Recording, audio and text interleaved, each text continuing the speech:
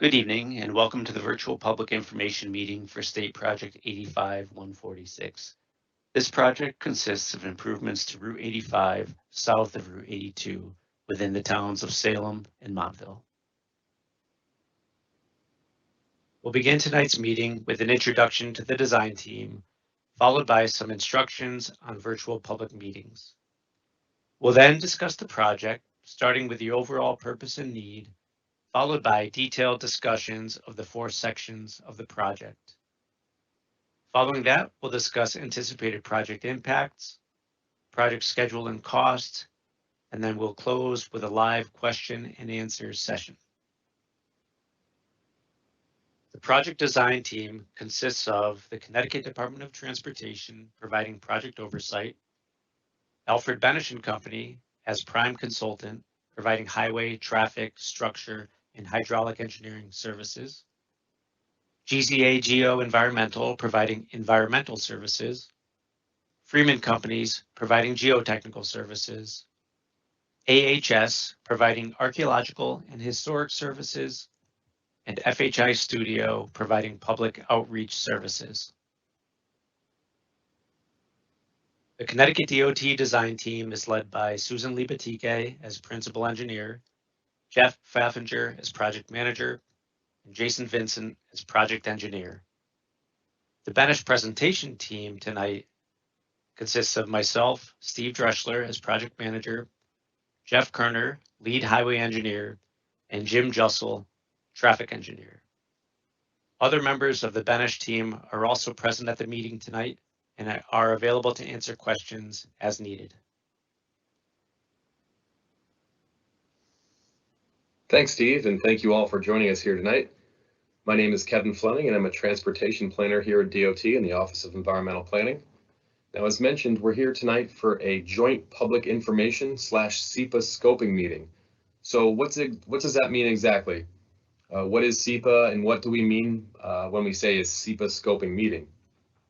Well, the Connecticut Environmental Policy Act, or SEPA for short, provides a process for the various state agencies to follow in order to identify and review any action that may have a significant effect on the environment. Essentially, the core purpose of SEPA is to provide a public process to identify and assess the extent to which a proposed action may affect the environment, and also to evaluate any alternatives that avoid or minimize such environmental impacts. Now, a really key important component of SEPA is the public's opportunity to review a proposed project and provide us feedback. So your feedback here is not only greatly appreciated, but it's also a very critical part of the SEPA process itself. While conducting our review under NEPA, we're required to consider both the direct and indirect impacts that a project may have on a really wide range of physical, natural, and socioeconomic resources. Now, what you see here isn't necessarily an all-encompassing list, but it should give you a pretty good idea of the types of resources we have to consider. And actually, since this project involves federal funding, we also have to take a look at these resources under NEPA, or the National Environmental Policy Act, to satisfy federal regulations as well. Now, I won't read this entire list to you, but as you can see, we have to look at a really wide range of resources, everything from air quality and noise to wetlands and cultural resources. We also have to make sure that our projects are not in conflict with the Connecticut State Plan of Conservation and Development. So now that you have an idea of what SEPA is and what we have to consider as far as the environment goes, what exactly is meant by the term SEPA scoping? Well, scoping under SEPA has a really specific definition, and the process involves a very defined set of steps for public outreach. Under SEPA, scoping is defined as the gathering and analysis of information that a state agency will use to establish the extent of environmental review of a project. Basically, it's a way for us to get information so we can ultimately determine the proper level of review needed.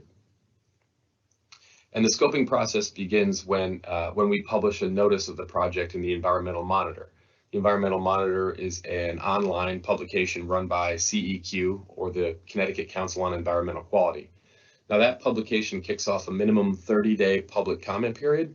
And for this particular project, we published that scoping notice on February 22nd, and the comment period runs until the close of business on Wednesday, March 30th.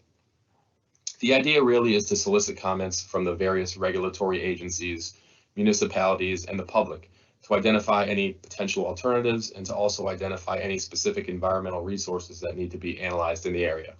Now, as you know, often the local community has a really good understanding of the project area, including any potential resources in the area, but also any potential community concerns or issues. Now, ultimately, this scoping process will help us to determine if there are any significant environmental impacts associated with the project, and if there is a need to undertake a detailed and comprehensive environmental impact evaluation, or EIE. So here's a really high-level chart of the SEPA process. It shows where we are currently, and those are the boxes outlined in red, and it also shows what the next steps under SEPA are. As I mentioned earlier, once we determined that this project was subject to a SEPA review, we published a notice in the Environmental Monitor back on February 22nd, and that officially kicked off the SEPA scoping phase of the project. And just an FYI for this particular project, we are required to undergo a SEPA review because the project involves the construction of a new paved road on a new alignment. And once the scoping period ends, we'll go ahead and review all of the comments we received, consider any environmental impacts, and then determine if any of the impacts are potentially significant. And based on that information, we'll determine if an EIE is required or not. And EIE is a really detailed and comprehensive document that analyzes any significant environmental impacts and also compares the impacts of any alternatives considered for the project. And once a determination is made on whether an EIE is required or not, that determination will be published in the Environmental Monitor along with a synopsis of the comments received and our responses. Now I'll hand it back over to Steve, who will go through the specifics of the project itself. Thank you. We would greatly appreciate it if you could fill out a brief survey the department has on the links shown. This will help them to improve these public meetings going forward. There is also a civil rights flyer available. Both the links for the survey and civil rights flyer are also located on the previously mentioned project webpage. I would also like to state that as part of the Title VI Civil Rights Act, no person shall, on the basis of race, color, or national origin, be excluded from participation or subject to discrimination in the development of this project. State Project 85-146 is a spot improvements project located within the towns of Salem and Montville. The project begins at the north, just south of the intersection of Route 82 and 85, and extends just south of the intersection of Route 85 and Route 161. Sections 1 and 2 are located within Salem, and sections 3 and 4 are located within Montville. The areas within the project limits that are not being improved as a part of this project were improved under prior projects. The purpose and need of this project is to improve traffic operations along all 4 project sections. Currently, these sections have substandard shoulder widths, and it is proposed to increase the shoulder widths to a 5-foot minimum.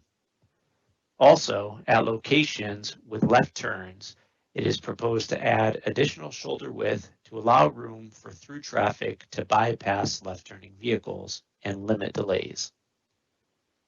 Also, specific to Section 1, this project proposes to improve sightlines along Route 85.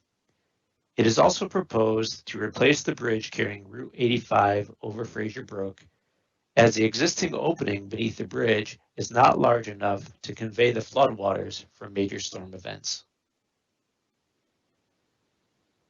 Specific to Section 2, Route 85 will be widened to provide consistent lane and shoulder widths.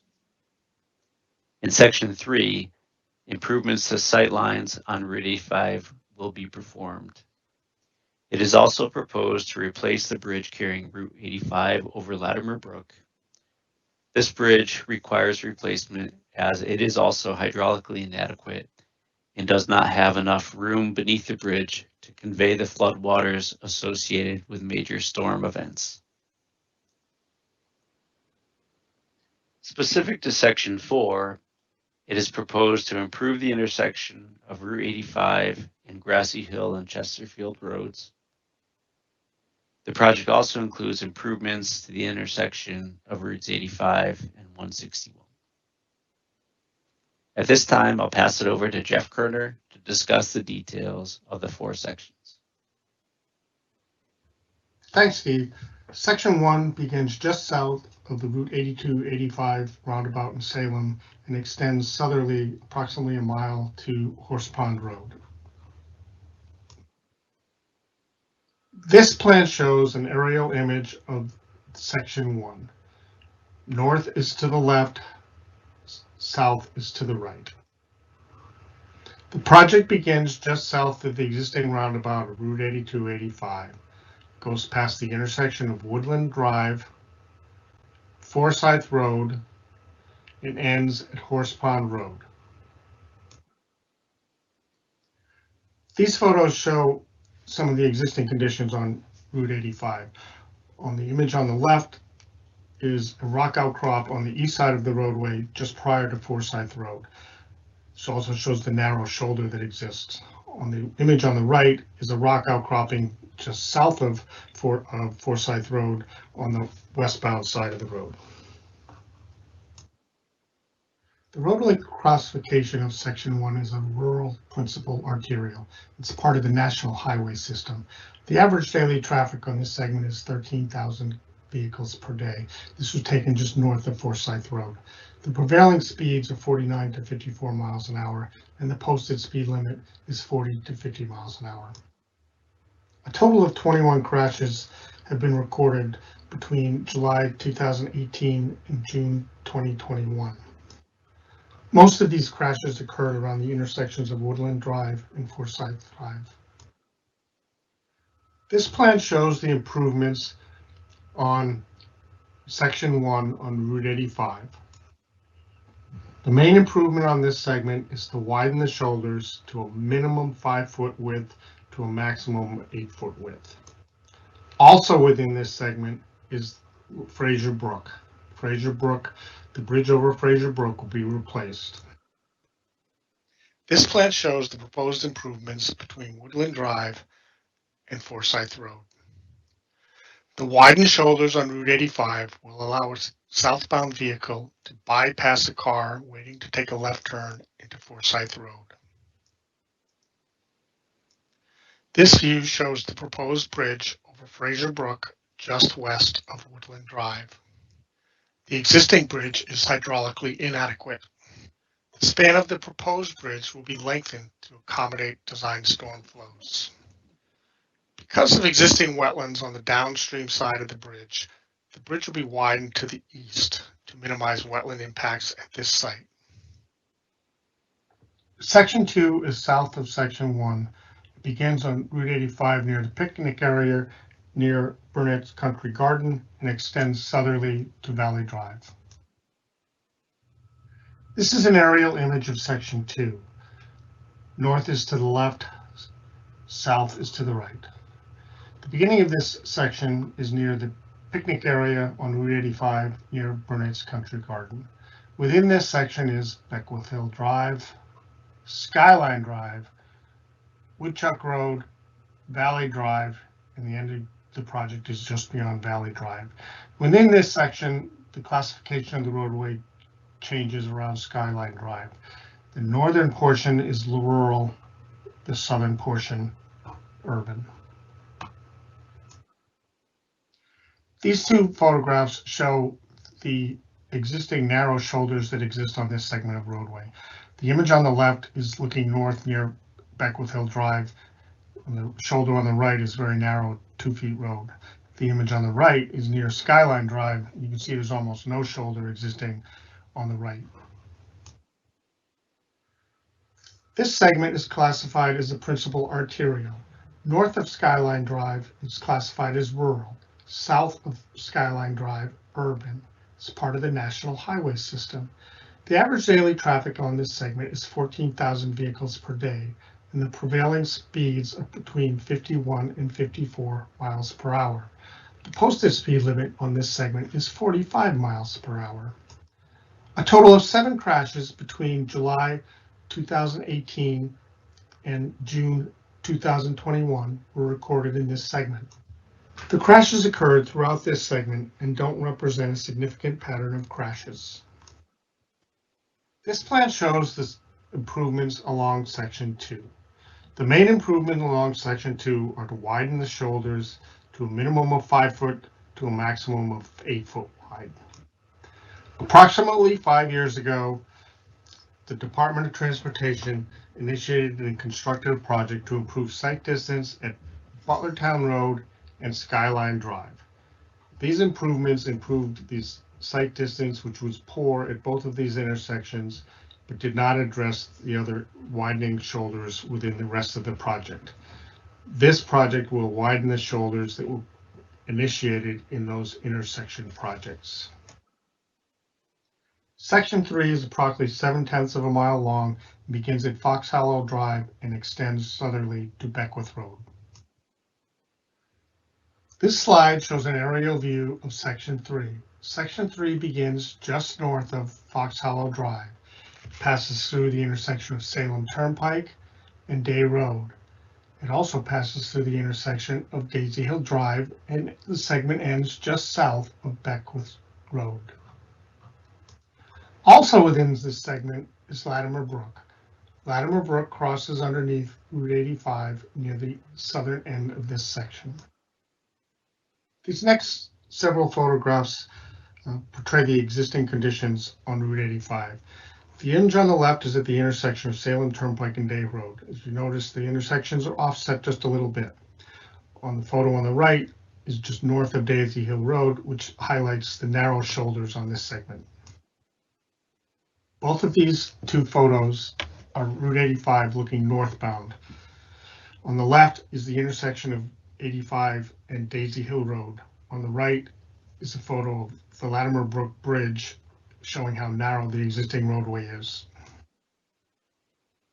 This photo is Route 85 looking southbound just north of Daisy Hill Road, where a section of channel runs adjacent to the roadway.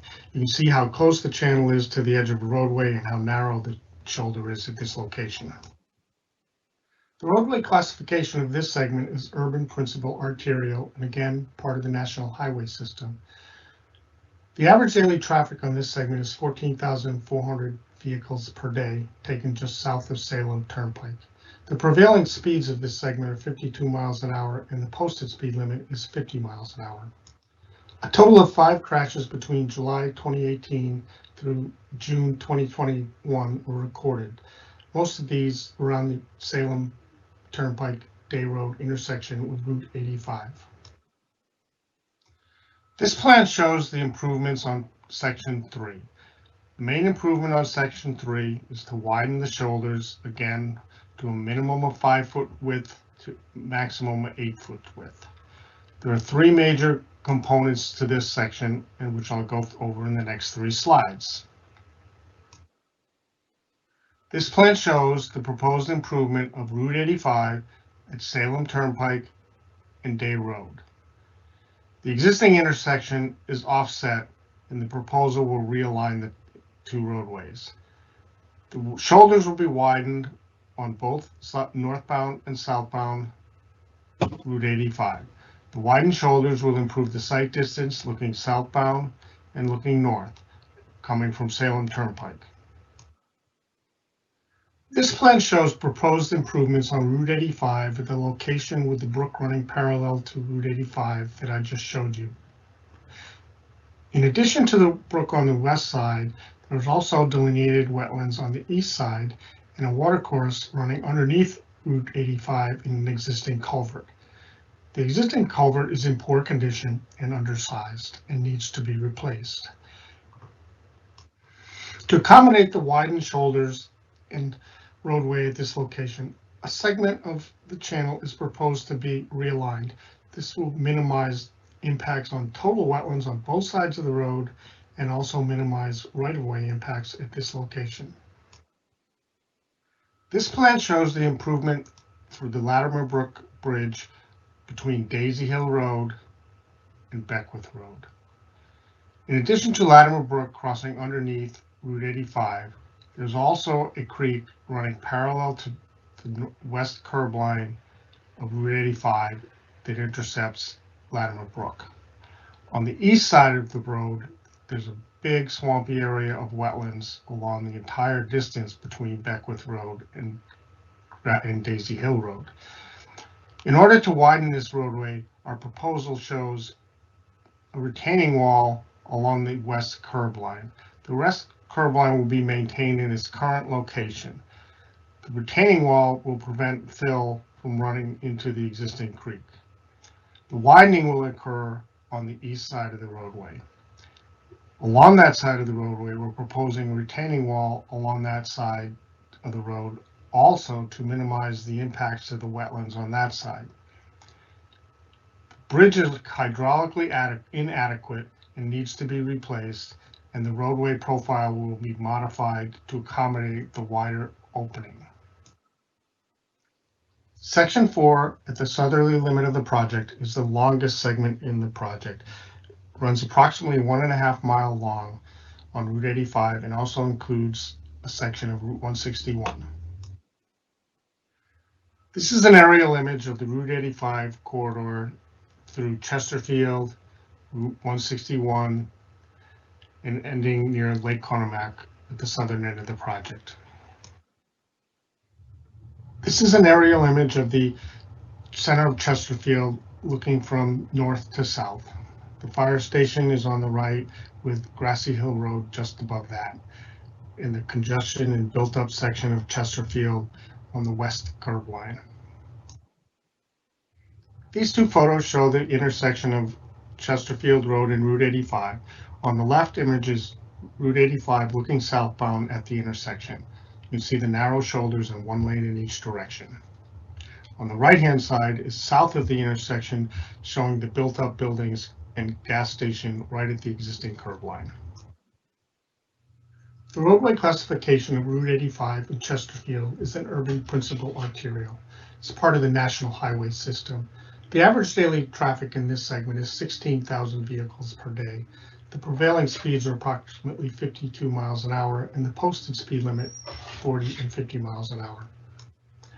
A total of 25 crashes between July 2018 through June 2021 have been recorded near the intersection of Grassy Hill Road and Chesterfield Road with Route 85. This plan shows the proposed improvements through the center of Chesterfield up to the intersection of 161. The proposed intersection of Route 161 with Grassy Hill Road and Chesterfield Road will be improved. Existing Route 85 has a single lane northbound and a single lane southbound. There are no turn lanes existing at this intersection. The proposed project will incorporate a left turn lane southbound onto Chesterfield Road. It will also incorporate a left turn lane northbound onto Grassy Hill Road and an additional right turn lane northbound onto Chesterfield Road. The addition of these turn lanes will improve the traffic signal operation at this location. Because of the existing buildings set close to the west curb line along the Route 85, the proposed west curb line existing is proposed to be maintained, and the widening occurs to the east side. This is an aerial view of the existing intersection between Route 161 and Route 85. At this location, opposite of Route 161, is an existing dam with a pond. In addition to that, there is an existing historic site north of Route 161 and west of Route 85. Because of these restrictions, the proposed intersection is to be relocated opposite Deer Run on Route 85. This would require a segment of Route 161 to be relocated. This is a close-up view of the proposed intersection of Route 161 at Deer Run and Route 85 and being replaced with a roundabout. This is an aerial image of the Route 85 and Route 161 intersection. Opposite of Route 161 is the pond and dam. and south of 161 and west of Route 85 is the historic site.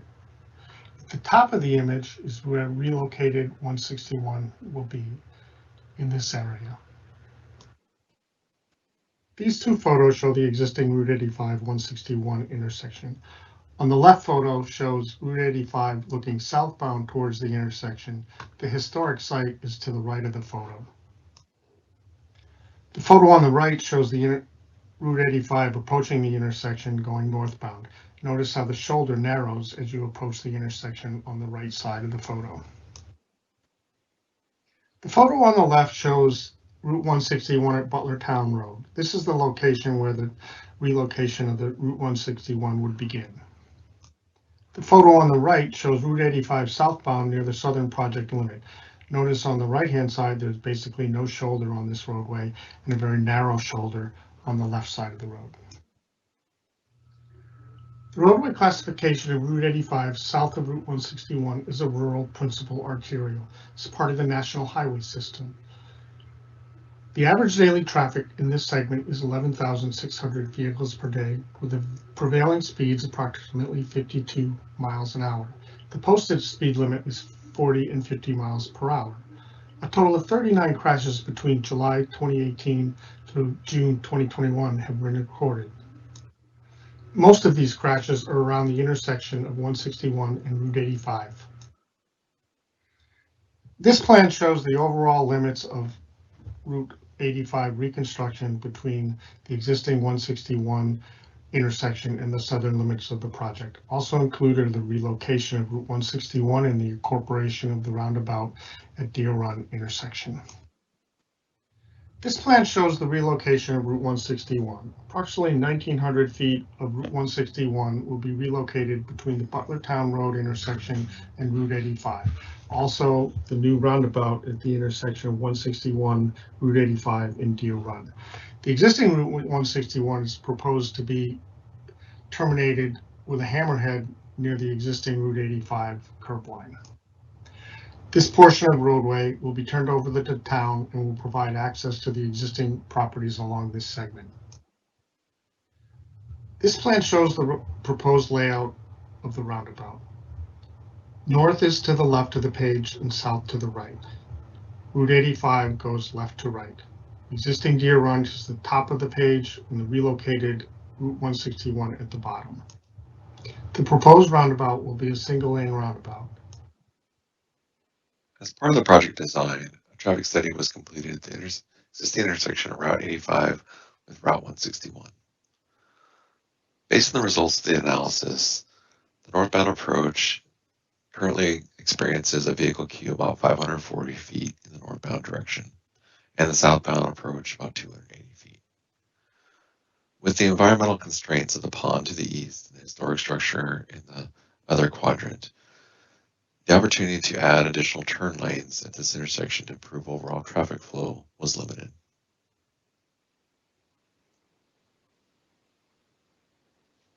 To provide an illustration of the current traffic operation of the existing signal located at Route 85 with 161, a traffic simulation was developed using the traffic volumes for the afternoon peak period. You're looking south, so the northbound approach is coming towards the camera. As you can see on the simulation, the northbound approach is currently experiencing a significant vehicle backup. With any traffic signal phase, you're going to have one or two approaches that are always going to come to a complete stop until their signal phase changes to green. The results from this traffic simulation were used to provide a comparison with the proposed roundabout located at 161 with Route 85.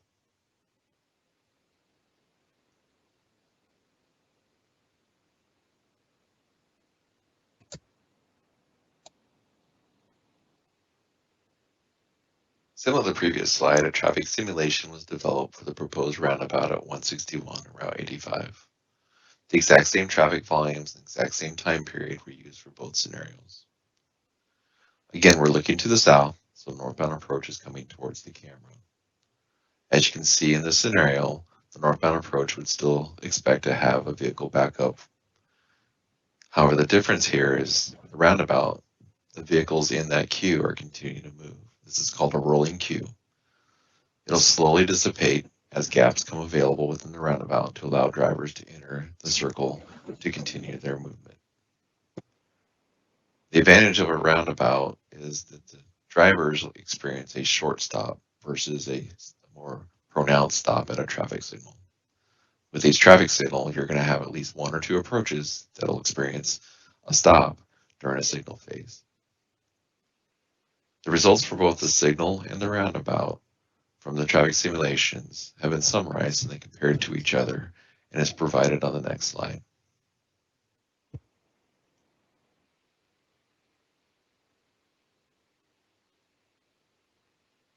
The traffic simulations developed for this project for the roundabout and the traffic signal show the differences in how vehicles operate in those intersections. As shown in the roundabout, vehicles are constantly moving. Even if you're in a vehicle queue, they slowly move. Where in a traffic signal, you're guaranteed to stop at one point in the signal. And it's possible during peak periods, you may sit through multiple signal phases. The results of the traffic simulation are shown here in the table.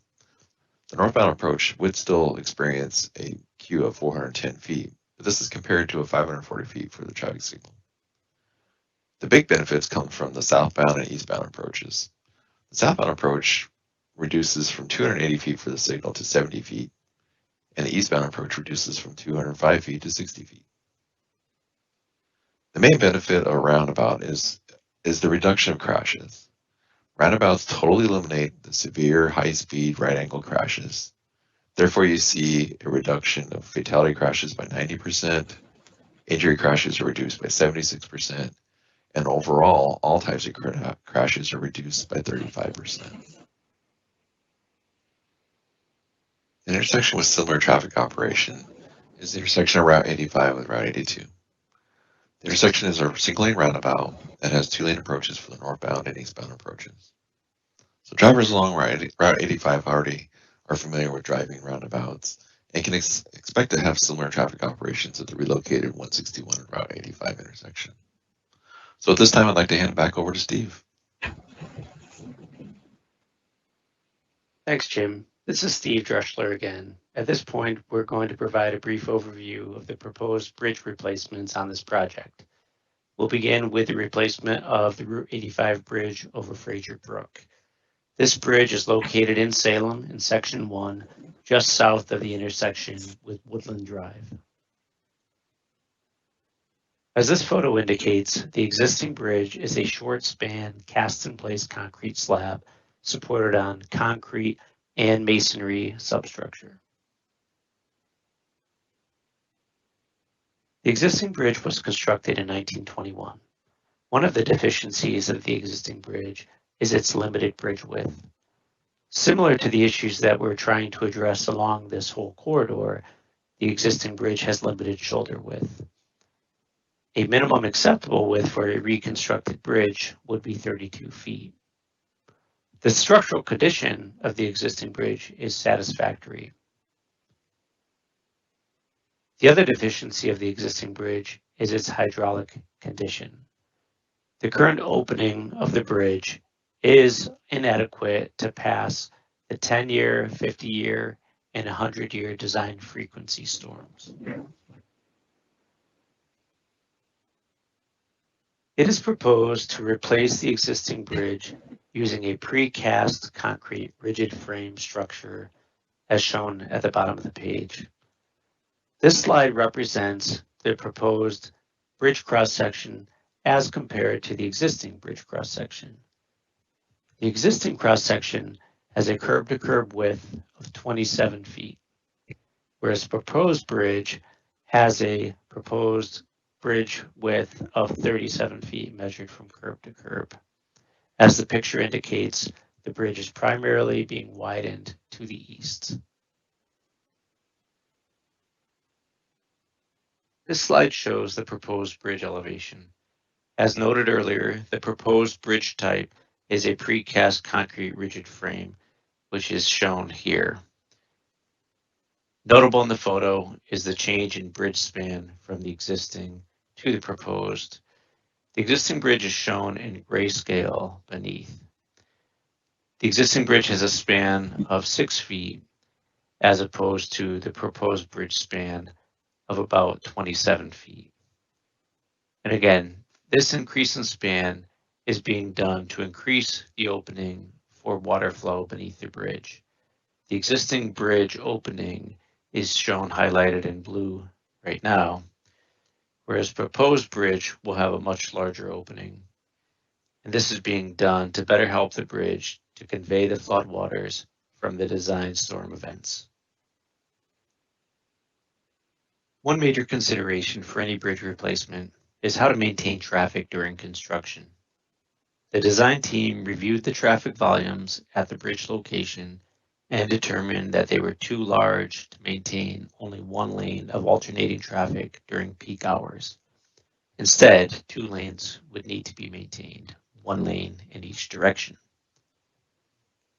The design team also examined the possibility of utilizing multiple short weekend closures and a detour to reconstruct the bridge. This option has proven effective along certain corridors. Examining this specific site, however, there were 2 problems. 1, the detour is very large. There are no short detours. A detour utilizing Route 82 and 395 would be approximately 26 miles and have a 32-minute delay. Also, due to the fact that the roadway elevation is proposed to be raised at Fraser Brook, the possibility of performing this work over short weekend closures was deemed not to be feasible. The proposed approach to maintaining traffic for the construction of the Fraser Brook Bridge is to utilize a temporary bridge. As shown at the plan on the top of a page, it is proposed to construct the temporary bridge east of the existing bridge and construct a temporary bypass road to access it. This would be performed first. Once traffic is diverted onto the temporary bypass road, construction could complete unimpeded along the existing alignment of Route 85. Once the construction is completed, traffic could be relocated back onto its original alignment and the temporary bridge and temporary bypass roadways removed. Next, we'll discuss the replacement of the Route 85 bridge over Latimer Brook, which is located in Montville in Section 3 of this project. Similar to Fraser Brook Bridge, the Latimer Brook Bridge was constructed in 1922. This bridge also has substandard bridge width with an existing width of 28 foot 4 inches.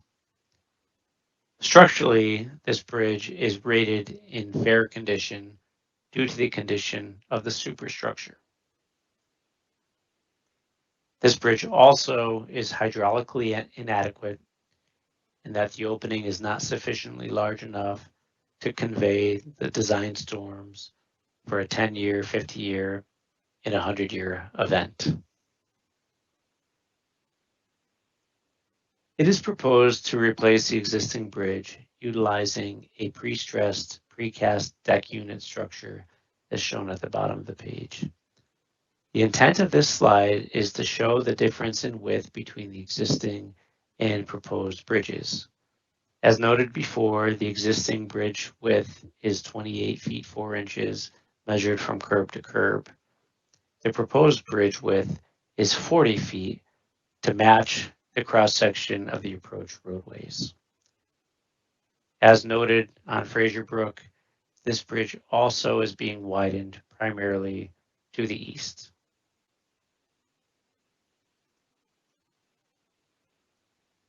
This slide shows the proposed bridge in elevation view and gives a better indication in the change in the bridge length. The pre-stressed precast deck units can be seen here and span 50 feet. The existing bridge, in contrast, can be seen in grayscale beneath. The existing span is approximately 20 feet. And again, this is being done to increase the opening beneath the bridge. The existing bridge opening is shown now as compared to the proposed. And this is being done to increase the opening so that we can convey additional water beneath the bridge to convey the floodwaters of design storm events. The approach to maintaining traffic during construction of the Latimer Brook Bridge is similar to as discussed previously for the Fraser Brook Bridge, with a temporary bridge being utilized that is constructed east of the existing bridge alignment. At this time, we'll review the anticipated impacts from the proposed construction. Starting with wetland impacts, the total project wetland impact is estimated at 0.434 acres, or about 19,000 square feet. Most of this impact is located within the town of Montville, with a limited amount of wetland impact in Salem. The anticipated environmental permits required are from the Connecticut DEEP, an inland wetland permit, floodplain management certificate at both bridges, and construction stormwater management. From the U.S. Army Corps of Engineers, it is anticipated that this will be a pre-construction notification, general permit, utilizing general permits numbers 18, linear transportation projects, wetland crossing, and general permit 19, stream, river, and brook crossings. An archaeological assessment survey has been performed along all sections of this project by our subconsultant, AHS. All sections have been found to have some level of archaeological sensitivity. General recommendations provided from this report are to restore any disturbed fieldstone walls using original stone. There are several such walls along the alignment. Also, there are some existing stone mile markers which are to be carefully reset as needed if they will be impacted by project limits. One specific item of note from a historic standpoint is the existing New England Hebrew Farmers site located within Section 4 in Montville. Specific coordination will be required and is ongoing for this site. It is also anticipated that there will be some rights-of-way impacts to adjacent properties for the construction of this project. Rights-of-way impacts anticipated generally include partial strip acquisitions for the Route 85 widening and the Route 161 realignment. Easements to slope were also anticipated, as well as temporary construction easements for bridge replacement. The table shown on the slide indicates the quantities of anticipated impacts by sections. At this time, Dennis McDonald of the Connecticut Department of Transportation will provide some additional information about the rights-of-way process. Good evening, everyone. My name is Dennis McDonald, and I'm a representative from the Connecticut Department of Transportation, Division of Rights-of-Way. I'm just going to provide a brief overview of the right-of-way process. So the function of the Division of Rights-of-Way is to acquire all property and property rights necessary for the project. This is done in accordance with Connecticut General Statute Section 13A73, 13A98E, and the Uniform Relocation Assistance and Real Property Acquisition Policies Act of 1970 as amended. Your typical right-of-way impacts include partial acquisitions, easements, and rights. Impacts are subject to change as the design progresses, but this gives a general idea of typical property impacts. Once property impacts have been established, each impacted property owner will receive a letter of intent to acquire along with a property acquisition map. The letter essentially initiates the right-of-way process, and the map provides a detailed overview of the specific right-of-way impacts. Soon after the letter is received, evaluation process will take place, and once a value has been established, each impacted property owner will receive a written offer of compensation. Property owners will be given time to consider the offer and negotiate should they wish. If an agreement is reached, an acceptance document will be signed, and a closing will take place at a later date. If an agreement is not reached for whatever reason, the state will utilize its power of eminent domain and acquire the property rights through the condemnation process. Now, I understand this has a negative connotation, but many times this is done to keep a project on schedule. If the state elects to pursue eminent domain, the original offer is deposited in the court system, and property owners can continue negotiations or file a formal appeal for a reassessment of damages through the court system. Please note all appeals must be filed within 6 months from the date in which the state files for eminent domain. And that is all I have for tonight. Thank you for your time. Regarding utilities, the Route 85 corridor contains overhead wires running generally along the entire length. During the course of this work, many of these overhead wires will need to be relocated so that the work can be performed. This corridor does have limited underground utilities within the roadway. As such, no impacts are anticipated to underground utilities. And finally, this slide presents the anticipated project schedule and cost. Advertising for construction is anticipated for early 2024, with construction running from the summer of 2024 to the summer of 2026. The estimated project construction cost is $38 million, with 80% coming from federal funds and 20% from state funds. And this concludes our presentation for this evening. At this time, we're happy to answer any questions that may have arisen through the chat. On the screen are the various ways that you can contact the design team if you have any additional questions following the meeting. Thank you very much for your attention and for your interest in this project. All right, thank you, Steve. Hello, everyone, and thanks for joining us this evening. My name is Jeff Pappinger. I'm a project manager with the Connecticut Department of Transportation. We're now going to be moving on to the question and answer phase of tonight's meeting. As is shown on the screen, there are a number of ways that you can submit questions and comments to the design team. For those of you attending the MS Teams live, the Microsoft Teams live event, you can enter your questions into the chat window by clicking on the question mark at the top right of your screen. Questions can also be submitted via the project email, which is dotproject85-146@ct.gov, and is also shown at the top of the slide that's shown on the screen. You can also submit a question by calling 860-944-1111 and leaving a voicemail. If you leave a voicemail, please reference project 85-146 in your message. Any questions or comments submitted during the question and answer section, whether via the chat, email, or voicemail, will be answered here live tonight. We've gotten a few questions in already that I'll get to in a minute. First, I'd like to further highlight a few items on the slide here. First is the project webpage address near the bottom of the screen, portal.ct.gov/DOT Salem Montville 85-146. That web page has all the information you need to get in contact with us after the meeting, including the project email and voicemail number.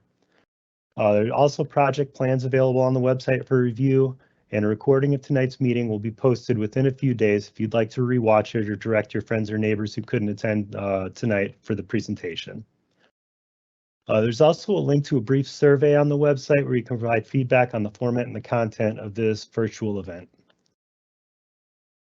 I'd like to again point out the project email shown near the top of the screen, which again is dotproject85-146@ct.gov. Comments or questions can be submitted to that during the question and answer session tonight and will be entered into the chat and answered live. Additional comments or questions can also be submitted to this email address after the meeting tonight through the duration of our comment period, which lasts through March 30th. Comments and questions can also be phoned in to 860-944-1111.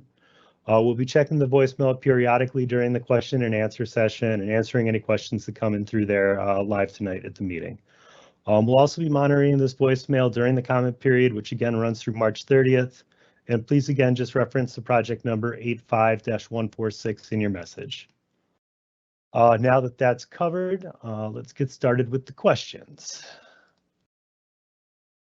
The first one that we had come in asks, do these improvements to the Route 85 corridor completely shut down any hope for the completion of Route 11 to 395 or I-95? And I'm going to answer this one. The improvements proposed to Route 85 will improve the roadway to current design standards by providing wider shoulders and provide safety and capacity improvements at numerous intersections throughout the corridor. These are needed improvements to Route 85 that are independent of whether Route 11 is ever completed. I'm personally unable to speak to the probability of whether the final section of Route 11 will ever be completed, but the improvements that we're proposing to Route 85 under this project would not preclude the completion of Route 11 should it be pursued in the future. And it looks like we have another question in. How can 5 to 8 foot shoulders be created on both sides of Route 85 at Horse Pond Road?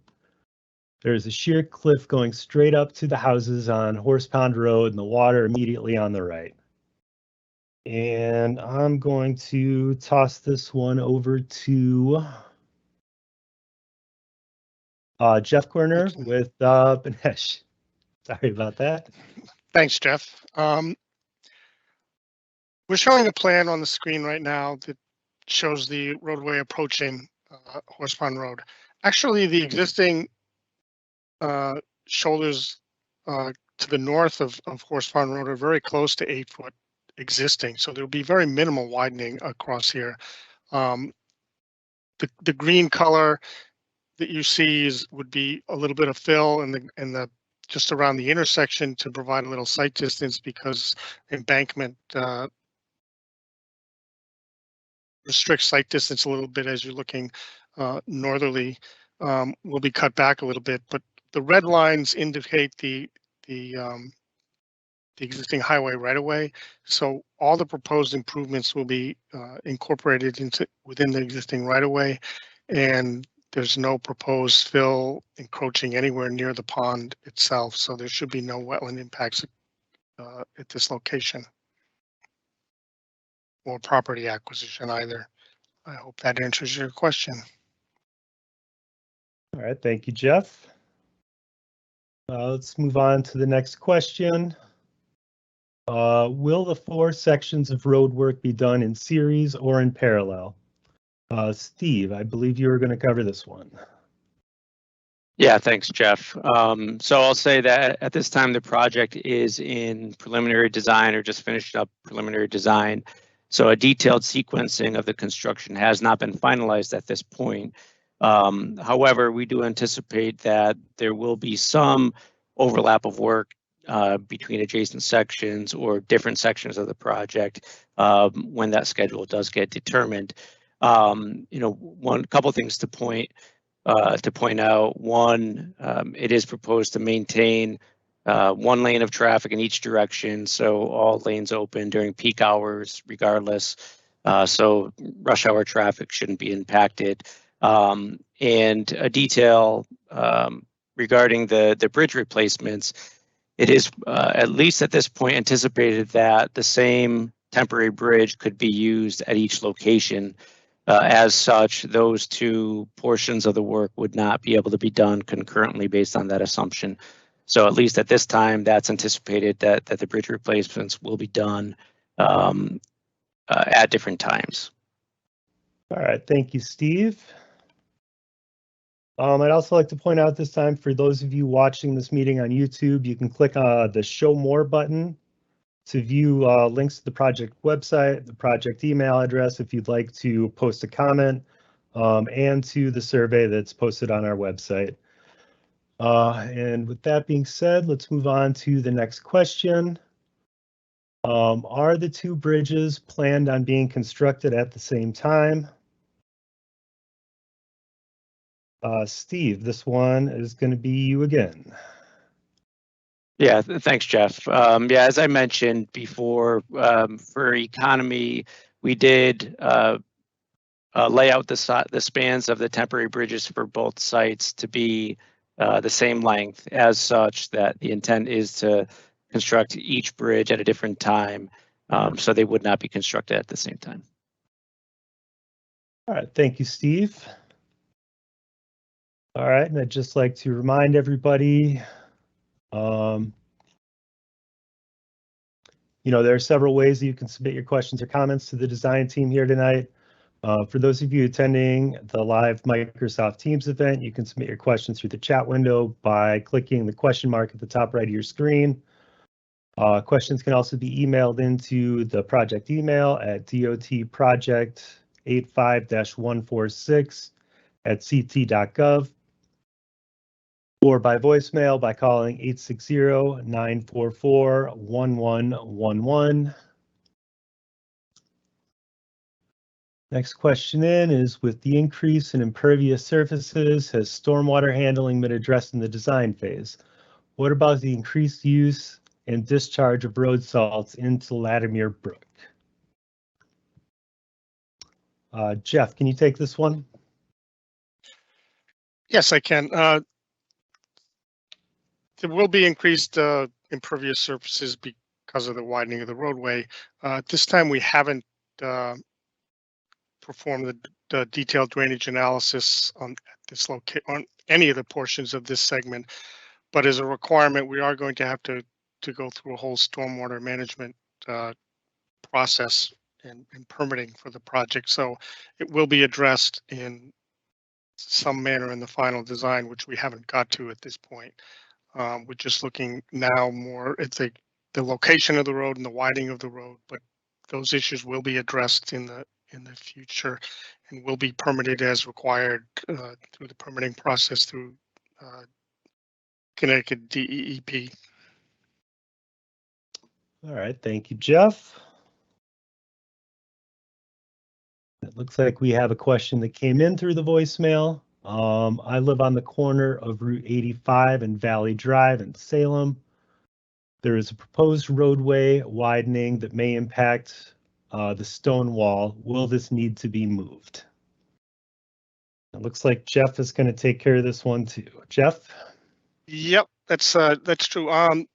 We looked at all the cross sections and the widening of the roadway near Valley Road, and we don't think there's going to be any impacts to the retaining wall. I mean, the existing stone walls at those locations.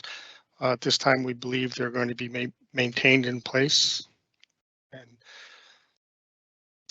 all right, thank you, Jeff. And I will just add to that too, there are several stone walls that sort of line 85 throughout this whole corridor. And one of the things that we've worked out with the State Historic Preservation Office is that, these walls are all going to be, any of them that need to be relocated are going to be relocated and rebuilt using the original stone, assuming that is what the abutting property owner would want done with those. So, should any other walls be impacted by the project, they are going to be rebuilt, moved and rebuilt as part of the project. All right, I got one that's asking, please describe the anticipated construction phasing of the project.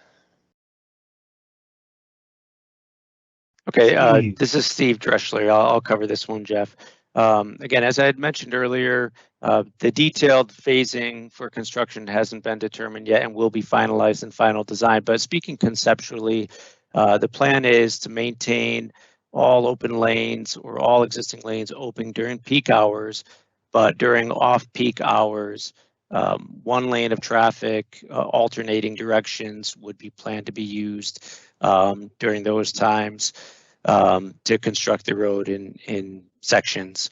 And a exception to that, as noted during the presentation regarding the bridges, at those locations, because of the nature of the work, there's no way to do that alternating traffic for the construction of those bridges.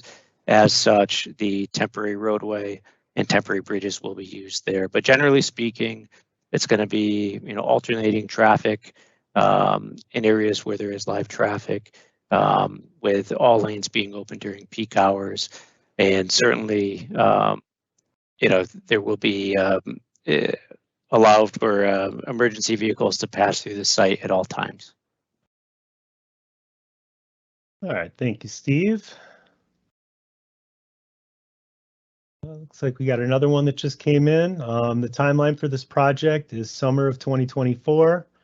How does this tie into the exit 74 work on I-95, which would be creating significant delays and detour of traffic, which would utilize these areas of Route 85? So there is going to be some overlap in construction. The Route 74 project is going to be starting in construction either this fall or next spring, and is slated to last, I believe, either 3 or 4 seasons. So, there is going to be some overlap between the construction of the two projects. However, I'm not aware of any detours from the Exit 74 project that would be diverting traffic towards Route 85, anywhere in our project area. So I hope that answers that question. Okay, next question came in. Will there be a detour for summer traffic that uses Route 85 to alleviate backups? 95 to the beaches. Steve Allman. There will not be a formal detour for Route 85 people to go to 95 in the beaches. However, we will be posting or plan to post enough advanced warning to people in advance of the intersections like north of Route 82, etc., and on 161 to warn people that there is construction on 85 and your best bet is to use an alternate route. There won't be any formal alternate routes, but they will be notified ahead of time of what's going on, and possibly through the use of smart work zone technology. Those are things we'll determine through the design process. Thank you for that. All right, one more coming in. Will residents have access to their driveways during construction? I guess I can answer that one. No. Go ahead. Well, this is Jeff Kerner at Benish. I can answer that, Jeff, if you'd like. We're proposing to maintain traffic to all private residences throughout the construction. It may not be on a paved surface, but it will be a traversable gravel at best, at worst, surface to access your driveways. But we propose to maintain access to all driveways during construction. All right, thank you, Jeff. I'd also like to remind everybody that, our comment period is lasting until March 30th. So any questions or comments that are submitted after this meeting, either to the email address or the telephone number, will be responded to and will be entered into the project record. So if you think of something after you get home, burning question that you didn't ask during the meeting, please submit those in after, and we will still be monitoring and responding to them. Looks like we got one more coming. The question is, how will the improvements to the replacement bridges affect the FEMA floodplain maps? Jeff, can you take this one? Yes, I can. This is Jeff Kerner again from Benish. We've done preliminary hydraulic analysis on both replacement bridges. Fraser Brook is not within the FEMA flood insurance studies. Latimer Brook is. We don't anticipate at this time any changes to the flood maps at this location.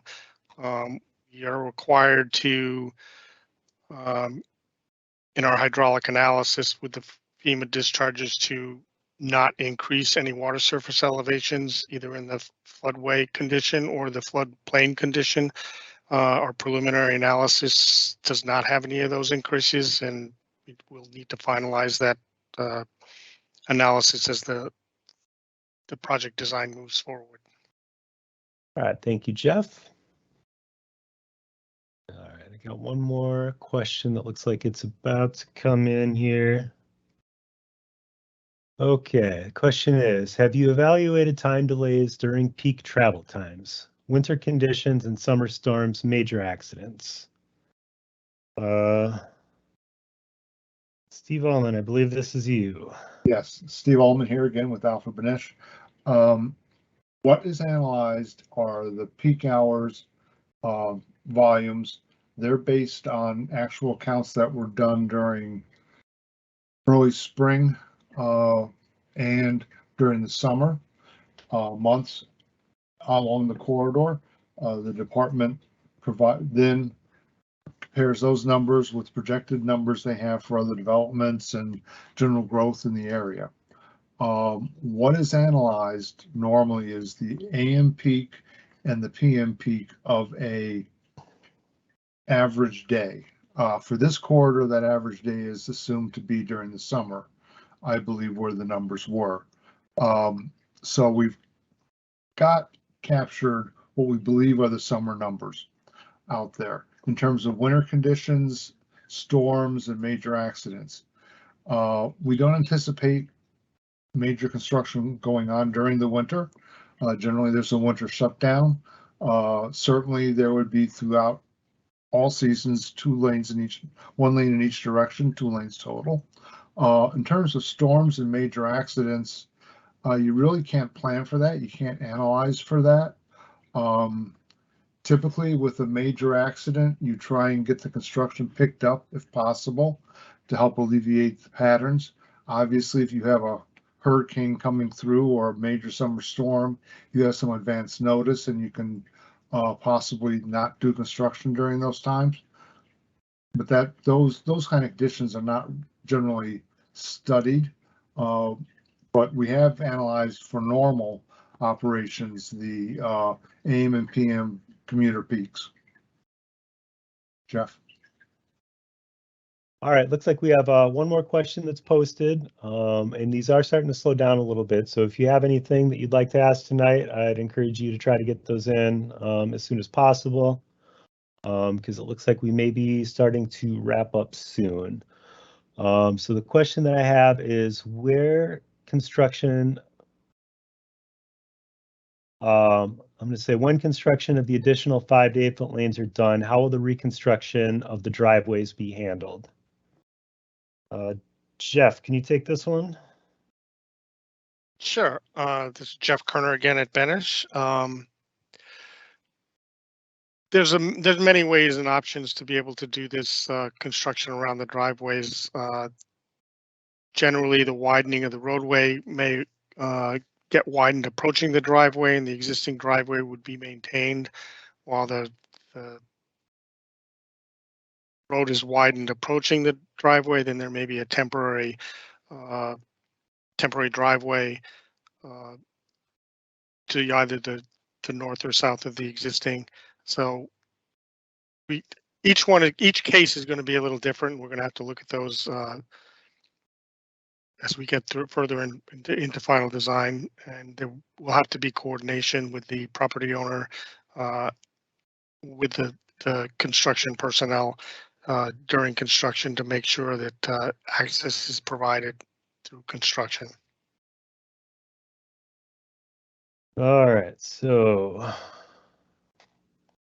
question I have is, will there be a light with a turn signal for people turning left into Chesterfield Road coming from Salem? It's difficult to get a break in traffic to make the turn. Steve Ullman, I believe this one's for you. Yes, it is. Steve Ullman again here. Thanks, Jeff. Yes, as Jeff Kerner noted, that we are widening Route 85 through this intersection, providing 2 lanes southbound, a left turn and a through right, and 3 lanes northbound, a left turn, a through, and a right turn lane. The phasing for the signal will accommodate the left turns. There will be advanced left turn green arrows to give the left turns the ability to turn left unimpeded, no conflicting traffic during the arrow, while the arrow is green, and then both directions, northbound, southbound, will get green, and the left turns will still be able to turn left at that time, but they'll have to wait for gaps in traffic. So this will be a much improved operation for the left turns from Route 85 to Chesterfield and to Grassy Hill. That's all, Jeff. All right, thank you for that, Steve. It appears that we did get one last email question in regarding impacts to a specific property. I would suggest that, we're having trouble locating this property, so we're not really able to give an answer to this at this time. So, we will follow up with this email question, probably tomorrow or Friday after the meeting, and hopefully, be able to address it then. But like I said, we're not exactly sure where this location is, so we can't really provide an intelligent answer for that right now. And with that, it appears as though we don't have any outstanding questions or comments to address.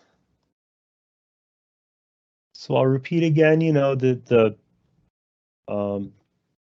project email address, DOT project 85-146@ct.gov, and the telephone line 860-944-1111. Will both be available for people to leave questions, comments up until the end of the comment period, which lasts through March 30th. And there is also additional project information included on the project website, which is also shown on the screen right now. It's portal.ct.gov/DOT Salem Montville 85-146.